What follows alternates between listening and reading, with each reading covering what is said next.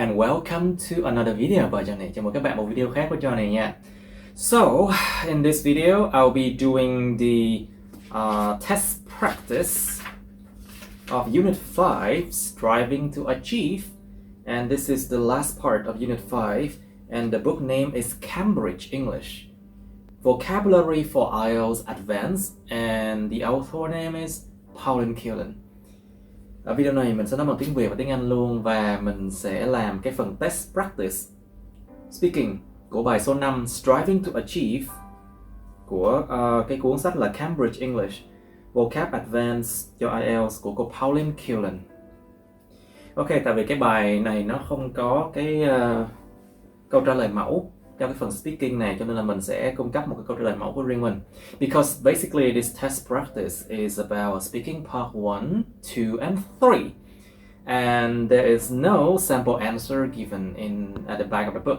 So I think I should be giving you like my sample answer. So these things are the one that I would do.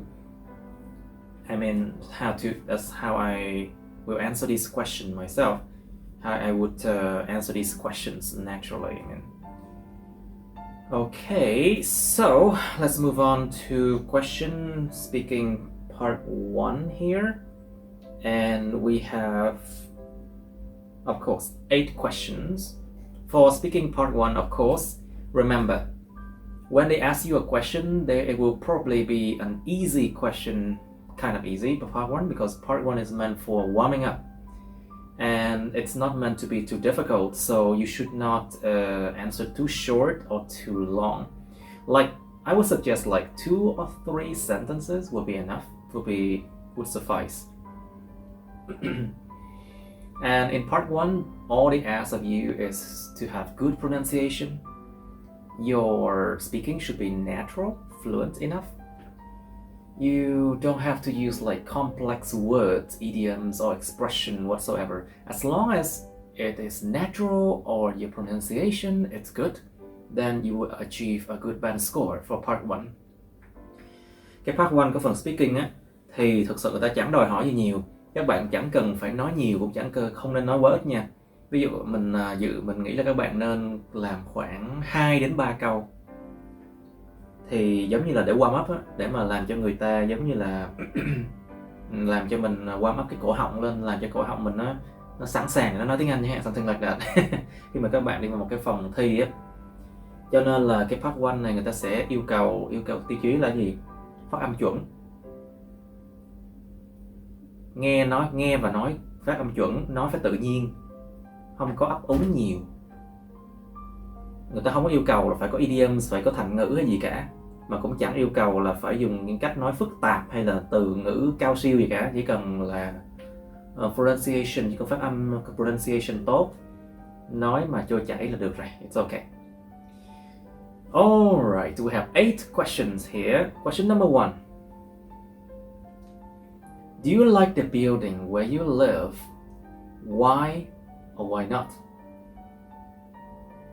Well, I kind of like the building that my whole family is living in. It's an apartment complex with up to 12 floors, and I'm on the 10th one. Needless to say, the view from there is pretty scenic, overlooking the entire area with small lakes and parks. The only downside is that I cannot make noise after 10 o'clock in the evening. Question number 2. What can you see from the windows where you live? From my windows? Let me see. I normally see trees, lakes, and sometimes people swimming in the pool below. Of course, we aren't far from other buildings, so I find it hard to look at other distant places at times. Question number 3. Are team sports popular in your country? Definitely a yes. We have so many national teams as well as local ones competing in multiple sports events. And as far as I know, football is the most popular team sport. The second one should be basketball though. Besides, there are also archery, dancing clubs, around my neighborhood, so I sometimes go there with my friends to practice. Question number 4. How important is it for children to go to do a team sport? As far as children's development goes, I think they should be in a sport team as early as possible. In a team environment, they would undergo a training and learning process that can keep them motivated and can learn a lot from their peers. Particularly, their teamwork skill can be enhanced, and I guess everyone knows how important that one is in the workplace. Question number 5. What kinds of food do people eat in your culture? In my culture, rice is definitely one of the most vital staple food, and from it, people can create a wide variety of dishes, including sticky rice cake, we call them bánh chưng, broken rice with pork chop and vegetables, or we call them cơm tấm, and many others. Besides, I can think of beans. Well, we make a lot of sweet soups, or chè, you know. Also, I think Vietnamese people consume noodles a lot, as well as pork, chicken, beef, you know, all the common types of meat. Question number 6. Is it a good idea for families to sit down to eat together? Why and why not? It might be, I guess. I think that family time includes having meals together and everyone can just share their stories so that the whole family can bond better. But of course, sometimes it can be a bit awkward when many generations sit together and there isn't much in common to talk about. Question number 7. Is there anything expensive that you would like to buy? What is it? Well, I set myself a goal, or I set a goal for myself to have my own place and an apartment in a new building. It's what I would like to purchase right now, you know, and that's why I've been working so hard in order to achieve that goal. I guess many people might have a similar aim, and that keeps them motivated in the workplace, so that they could be able to try harder to make that dream a reality one day. Question number 8. Does owning expensive things make people happy? Why or why not? Definitely a yes. Whoever says that money doesn't bring you happiness probably doesn't own a top-notch smartphone or laptop, or a fancy car or an apartment. Those things might sound materialistic, but let's be practical here. We use them on a daily basis. And better items or things help people earn more, and hence they could have a better standard of living. So, the bottom line is, owning expensive things does make people happy. I mean, at least in my opinion it does. So, now we go on to part 2. So, in part 2, the examiners will kind of give you a topic, like the one on the right, and ask you to talk about it for 1 to 2 minutes. Before you talk, you have 1 minute to think about what you're going to say. The examiner will give you some paper and a pencil, so you can make notes if you want to. Đương nhiên lúc mà thi á, part 2 á, thì là cái người chấm thi á, người ta sẽ cho các bạn một cái chủ đề duy nhất để mà nói, thì là các bạn sẽ được cho một cái chủ đề như vậy và nói về nó trong vòng 1 cho đến 2 phút. Trước khi mà các bạn nói á, thì đương nhiên các bạn sẽ có 1 phút đúng 60 giây nha, để mà nghĩ về mình sẽ nói về cái gì. Thì cái người chấm thi á, người ta cũng sẽ cho bạn một cái tờ giấy, một cái viết chì á. Cho nên bạn có thể là make notes, viết ghi chú ra nếu muốn. Thực sự có 1 phút à.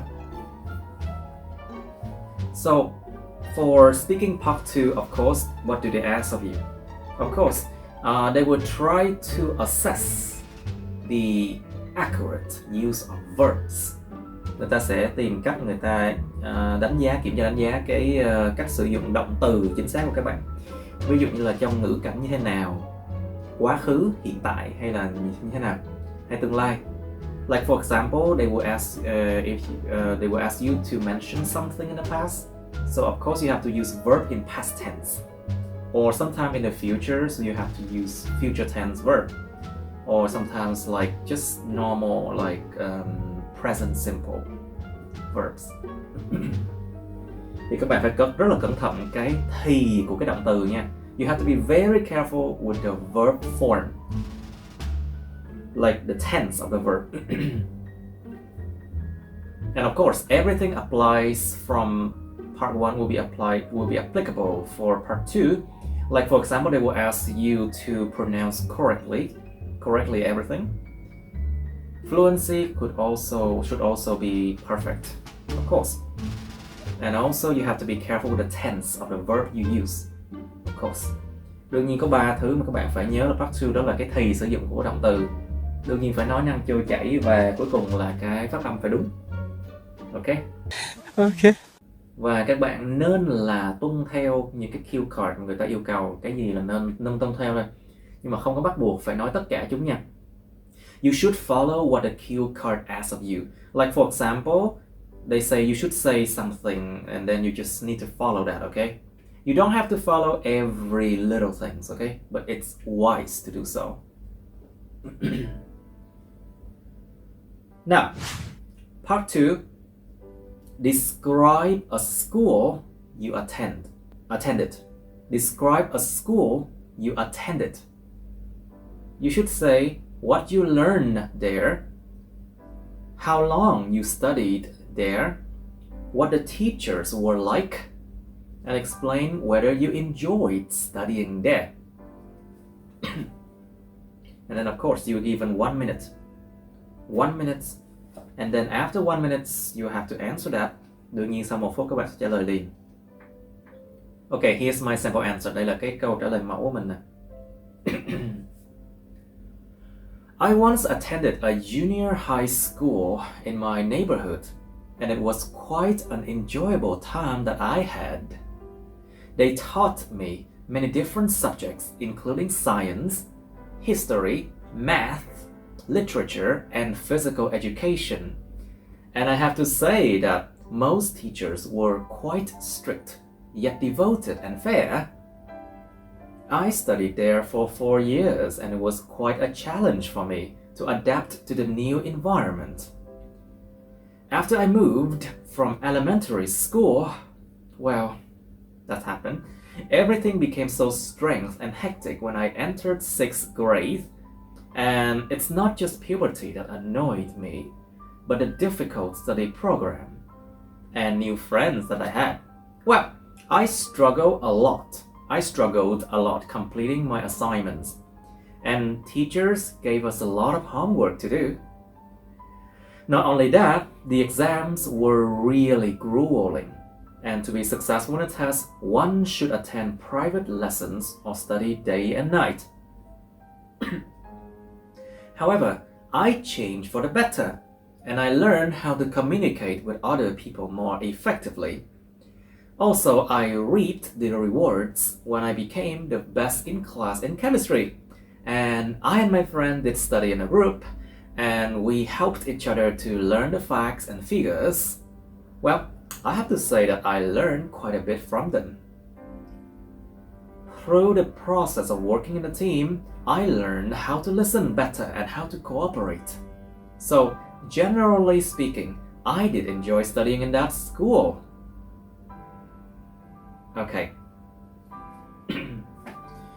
Right. Now we can come to part 3. After part 1 and part 2, the examiner should already have an idea of the mark they will give you. Well, so part 3 will be related to part 2, of course. sau cái part 2 và part 1 thì người ta cũng đã có trong đầu được một cái hình ảnh nào đó, một cái ban điểm nào đó cho các bạn rồi. Cho nên là part 3 thực sự là người ta nó sẽ liên quan đến part 2 đương nhiên rồi. Và cho nên các bạn không có thời gian để suy nghĩ nha. You won't have time for part 3 to think. And part 3 they will try to push your band score to the maximum possible. So they will ask a lot of like difficult questions. You have to answer them long enough, complex enough. You have to use words, more complex words and expressions, to be able to achieve a better band score in IELTS speaking. Đương nhiên đã được ban điểm cao hơn trong IELTS speaking part 3 thì các bạn cũng phải xài những cái từ vựng mà phức tạp hơn, cách nói phức tạp hơn và phải nói dài hơn chút xíu nha các bạn. I have a hint for you. If you do not answer long enough, the examiners will try to ask you lots of questions until you cannot answer them anymore, and that is not a good idea. Because why? They need something to base their assessment on, right? So try to answer longer, okay? And more structured, of course. Đương nhiên là cái part 3 các bạn phải trả lời một cách mà có cấu trúc hơn và nên trả lời dài hơn nha, để cho người ta không có thời gian ta hỏi tiếp nha. Well, nếu mà trả lời quá ngắn là người ta sẽ có hỏi đến liên tục đến khi nào mà các bạn không trả lời nổi nữa thôi. Nhưng mà thực sự điều đó không có nên nha. You should not do that. Ok. Sử dụng những cái cách nói mà phức tạp hơn, xong rồi những cái câu từ ngữ phức tạp hơn, người ta sẽ cố tình ta push cái band điểm các bạn lên đến mức tối đa nhất có thể. Cứ coi như các bạn trả lời được part 1, part 2 perfect đi thì 6 chấm, 6.5 nha. Nhưng mà part 3 ta sẽ cố gắng ta push lên cao nhất có thể. Like let's say that you answered part 1 and part 2 perfectly, like flawlessly.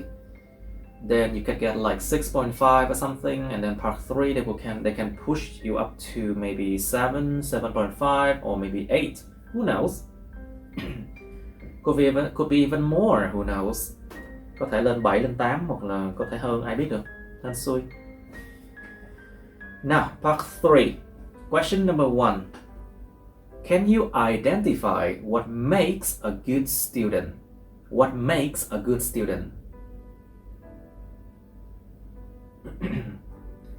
I guess it has become common knowledge that a good student should be able to follow the instructor, to do his or her homework in full, to submit them on time, as well as to be present in class early.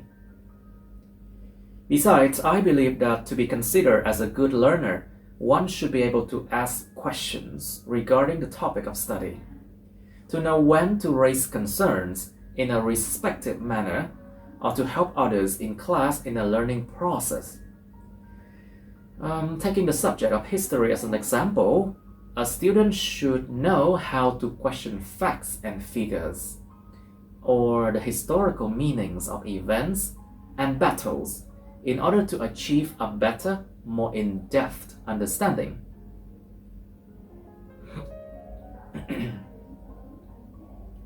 Question number 2.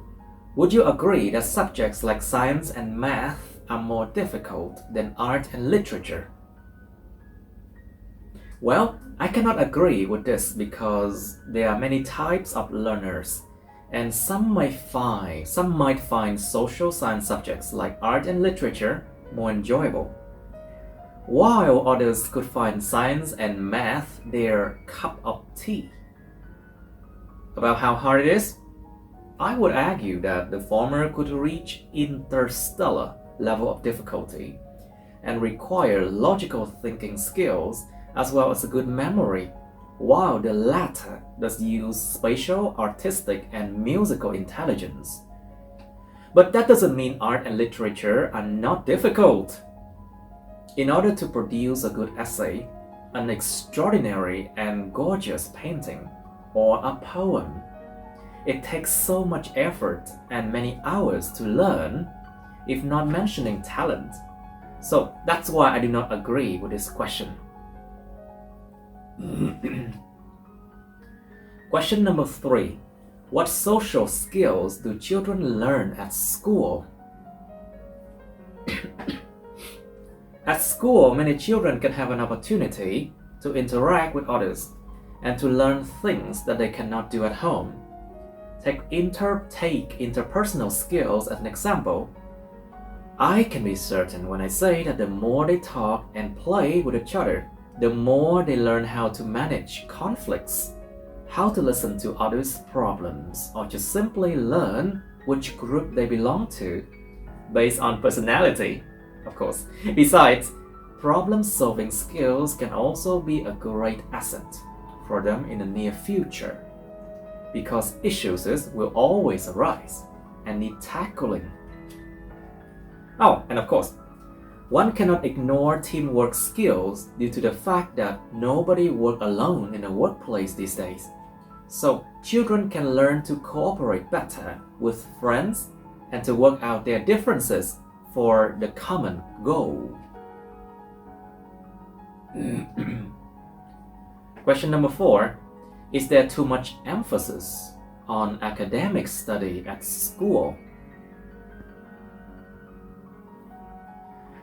I do believe that school these days emphasize too much on the academic aspect and kind of ignoring the other ones such as physical or moral education.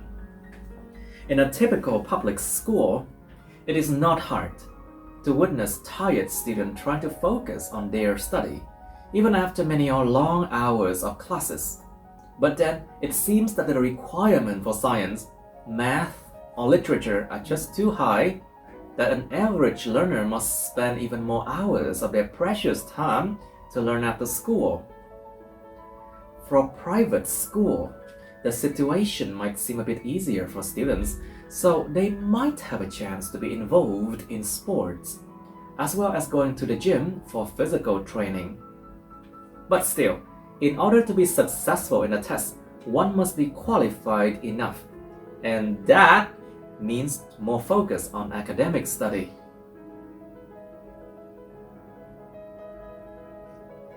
Question number 5.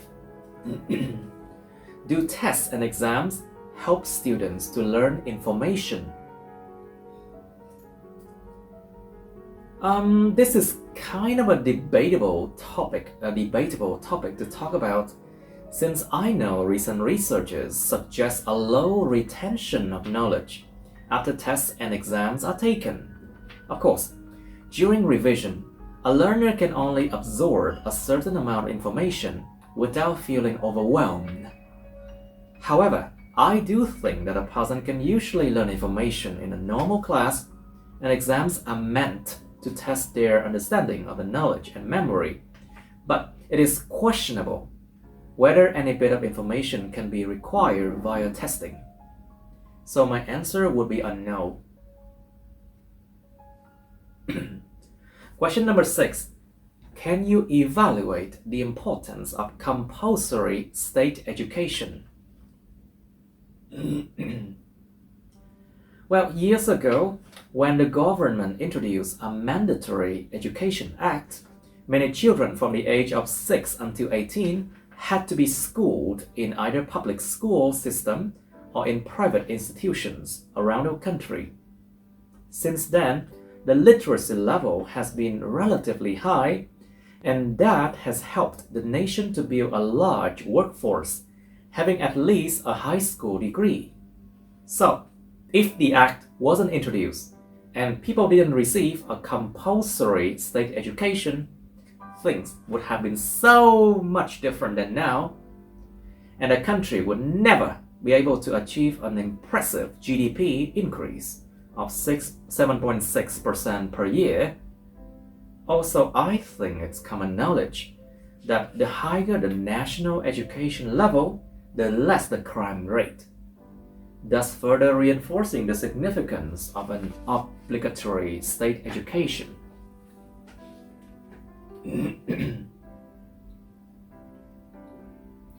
Question number 7.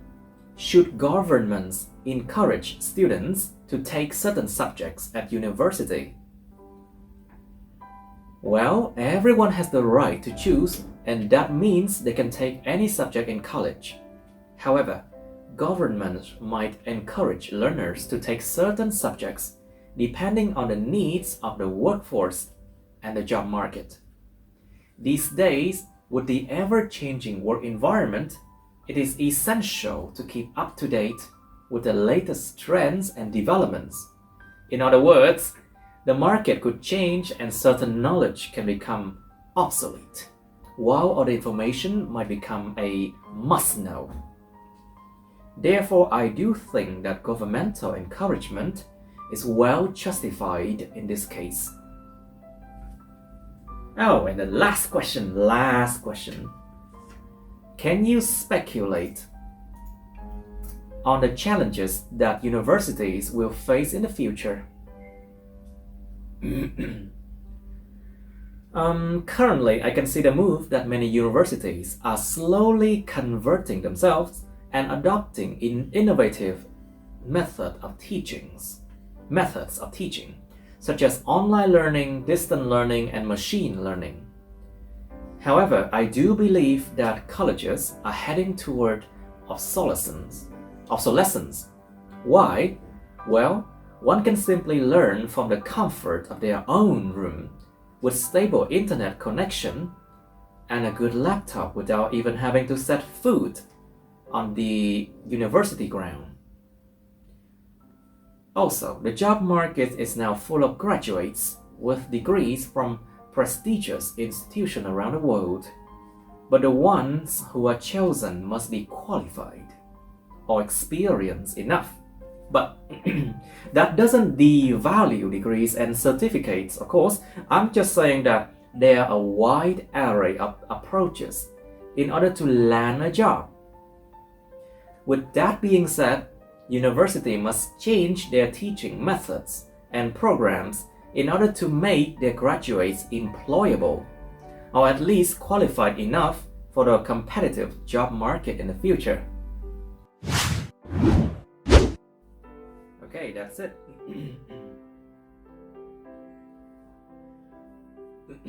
Okay, there's also a test tip here from the book. Có một cái test tip ở trong cái cuốn sách nó ghi là remember to give long answers to the questions, include opinions, reasons, and examples to extend your answer.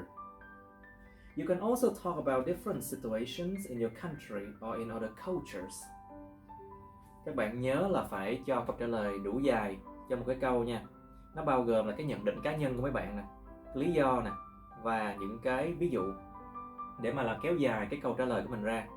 Các bạn cũng có thể nói về nhiều cái tình huống khác nhau trong cái đất nước mấy bạn hoặc là những cái nền văn hóa khác. Okay.